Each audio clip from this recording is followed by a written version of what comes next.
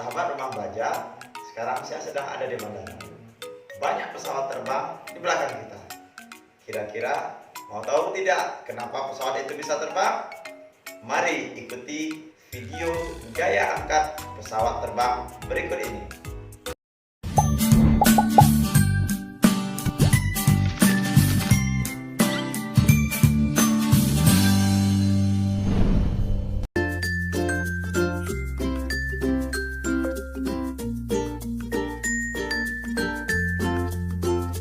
Pembelajaran kita kali ini adalah yang pertama, memahami penerapan azab penuli dalam kehidupan sehari-hari, dan yang kedua, menganalisis pengaruh bentuk sayap pesawat terbang terhadap gaya angkat pesawat. Assalamualaikum warahmatullahi wabarakatuh. Sahabat rumah belajar, semoga sahabat semua selalu senantiasa dalam keadaan sehat walafiat.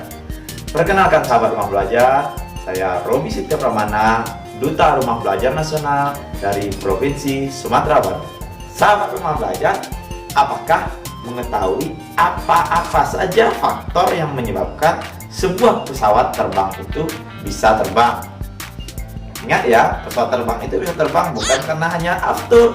Kalau hanya karena aftur, tentu mobil, angkot, bus, kalau dikasih aftur, tentu dia juga bisa terbang. Sebenarnya banyak yang menyebabkan sebuah pesawat itu bisa terbang. Untuk kamu ketahui, sayap pesawat terbang itu tidak dicetak satu bagian. Di sayap pesawat banyak bagian-bagian yang dapat digerakkan.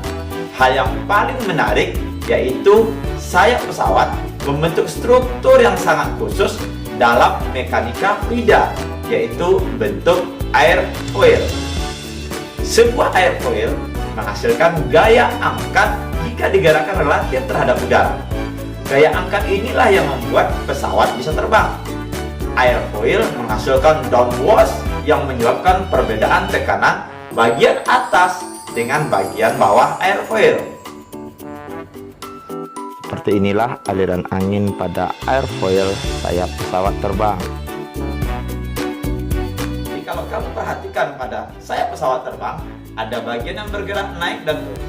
Aileron ini bergerak naik dan turun, sehingga gaya angkat dapat meningkat dan menurun secara berurutan. Selain itu, di bagian ekor juga ada kemudi dan elevator yang masing-masing membantu belok dan naik turun pesawat. Kamu perhatikan, pesawat ini lagi bersiap-siap untuk take off. Supaya bisa take off, pesawat harus memiliki daya angkat yang lebih besar dari gravitasi. Ada 3 cara meningkatkan kecepatan pesawat.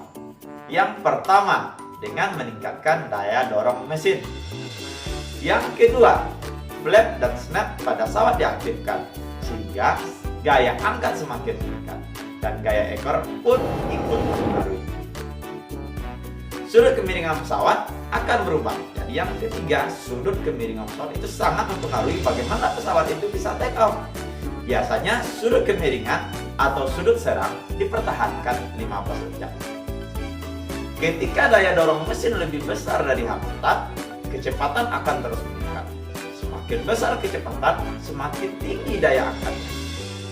Ketika pesawat mencapai tingkat terbang, tidak akan ada lagi perubahan kecepatan atau ketinggian. Dengan kondisi ini, gaya dorong harus sama dengan gaya hambatan dan gaya angkat akan sama dengan gaya berat. Sedangkan untuk turun adalah kebalikan dari proses naik. Dari video tersebut, kita mendapatkan kesimpulan materi mengenai gaya angkat pesawat terbang.